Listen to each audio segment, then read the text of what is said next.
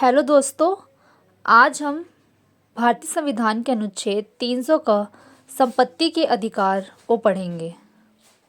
संपत्ति का अधिकार क्या होता है? प्राचीन समय में संपत्ति का अधिकार एक मूल अधिकार था जो भारतीय संविधान के अनुच्छेद 19(1) च में वर्णित था। किंतु वर्तमान में जो संपत्ति का अधिकार है, 42वां संविधान संशोधन अधिनियम 1978 के द्वारा संपत्ति के अधिकार को मूल अधिकारों से निकाल दिया गया और एक अध्याय के रूप में अलग रखा गया। संपत्ति का अधिकार को विधिक रूप से प्रदान किया गया और संविधान में एक नया अनुच्छेद 300 का जोड़ा गया। संपत्ति की परिभाषा क्या होती है? अब हम देखेंगे संपत्ति की क्या परिभाषा होती है। संपत्ति को यदि सरल शब्दों में बोले तो इसकी विशद व्याख्या यह है, संपत्ति शब्द वे होते हैं जिसमें सभी मान्य हित शामिल है, जिसपे व्यक्ति का अधिकार होता है। तो संपत्ति भी दो प्रकार की होती है, एक मूर्त या चल संपत्ति, दूसरी अमूर्त या अचल संपत्ति। तो मूर्त संपत्ति क्या होती है? जिसे एक स्थान से दूसरे स्थान तक ले जाया जा सकता है, जिसे चलाया जा सकता है। और अमूर्त संपत्ति वह होती है जिसे एक स्थान से दूसरे स्थान तक ले जाया नहीं जा सकता है। इसमें एक केस लॉ देखेंगे, जीलूभाई नानभाई काछर बनाम गुजरात राज्य, AIR 1995 और सुप्रीम कोर्ट 142 का मामला। इस मामले में उच्चतम न्यायालय ने अवधारित किया गया और उनके द्वारा गारंटी दी गई कि अनुच्छेद 300 का जो है विधिक अधिकार के अंतर्गत गारंटी किया गया कि संपत्ति का जो अधिकार है संविधान का आधारभूत ढांचा नहीं है, यह मात्र संवैधानिक अधिकार है।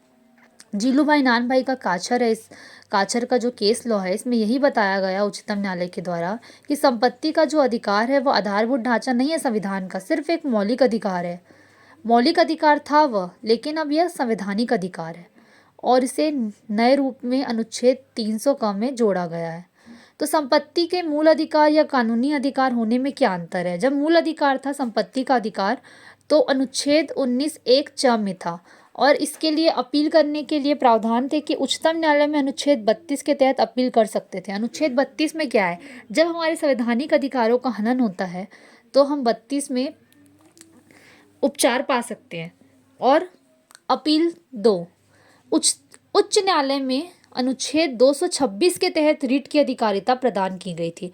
मूल अधिकार में 2 अधिकार है और विधिक अधिकार में क्या है? विधिक अधिकार में यही रिट की अधिकारिता थी, बंदी प्रत्यक्षीकरण, परमादेश, प्रतिषेध, उत्प्रेक्षण, अधिकारपेक्षा।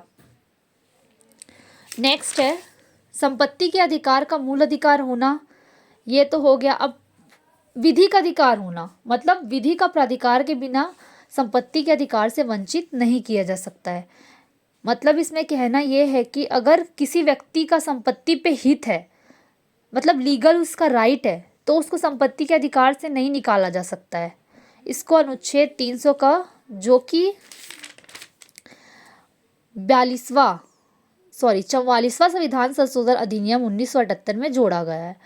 अब हम इसके मतलब रूपरेखा आप तैयार कर सकते हो, इसका नोट्स बना सकते हो। सबसे पहले पॉइंट आप लिख सकते हो कि संपत्ति का अधिकार क्या है, उसको आप डिफाइन कर सकते हो। उसके बाद संपत्ति की परिभाषा बता दो, फिर 2 प्रकार है उसके, मूर्त अमूर्त संपत्ति को डिफाइन कर दो। उसके बाद केस लॉ बता सकते हो आप जीलूभाई नानभाई काछर का।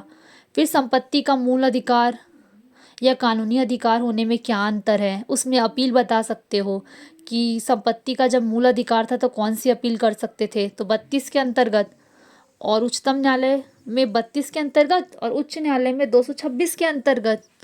और 5 प्रकार की जो रिट की अधिकारिता थी, बंदी प्रत्यक्षीकरण, परमादेश, उत्प्रेक्षण, अधिकारपेक्षा और विधिक अधिकार होने में क्या है, तो अभी जो करंट में जो है अनुच्छेद 300 का, उसको हम डिफाइन कर सकते हैं।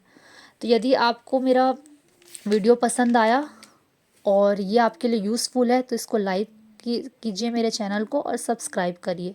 धन्यवाद।